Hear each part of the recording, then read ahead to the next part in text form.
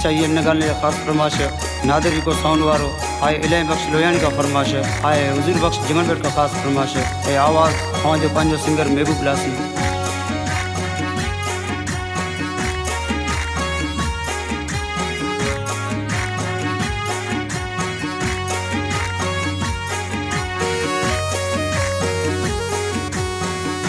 उवे ॾींहं कीअं विसारिया अथई केॾा मूंखे प्यार ॾींदो वे रुवाड़ियूं थी उहे अखिड़ियूं जिन ते आशिक़ हूंदो वे उहे ॾींहं कीअं विसारिया अथई केॾा मूंखे प्यार ॾींदो वे रुवाड़ियूं थी उहे अखिड़ियूं जिन ते आशिक़ हूंदो वे रुवाड़ियूं थी उहे अखिड़ियूं जिन ते आशिक़ हूंदो वे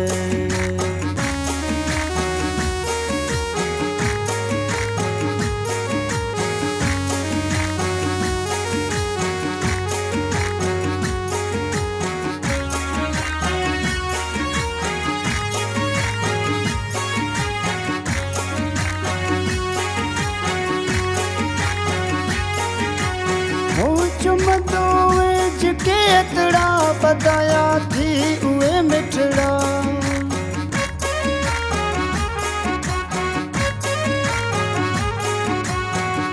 चुमंदो जिके एतड़ा बदाया थी उहे मिठड़ा न तो ॿुधी हाणे सॾड़ा पल पल बि न थींदो उहे ॾींहं कीअं विसारिया अथई केॾा मूंखे प्यार ॾींदो वे रुवाड़ियूं थी उहे अखिड़ियूं जिन ते आशिक़ हूंदो वे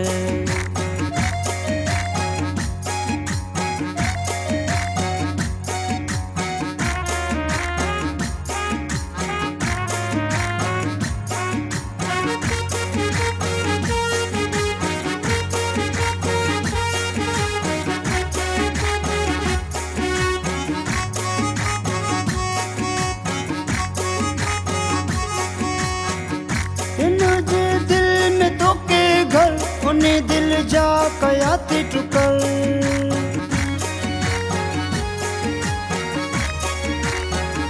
दिल में तो के घर उन्हें दिल जा कया थी टुकर न सांदो है मुते तू पगर सजो ॾींहुं साण हूंदो है उहे ॾींहं कीअं विसारिया अथई केॾा मूंखे प्यार ॾींदो है रुवाड़ियूं थी उहे अखिड़ियूं जिन ते आशिक़ हूंदो है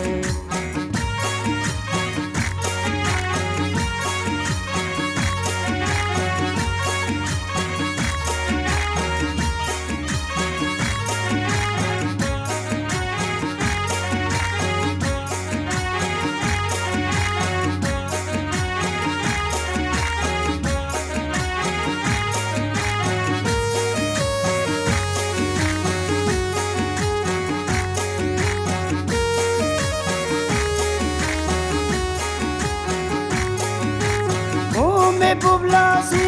केॾे धक कयो आहे तो वॾो न हक़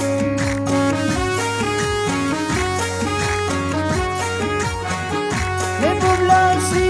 केॾे धक कयो आहे तो वॾो न हक़ उहे ॾींहं कीअं विसारिया अथई केॾा मूंखे प्यार ॾींदो रुवाड़ियूं थी उहे अखिड़ियूं जिन ते आशिक़ हूंदो रुवाड़ियूं थी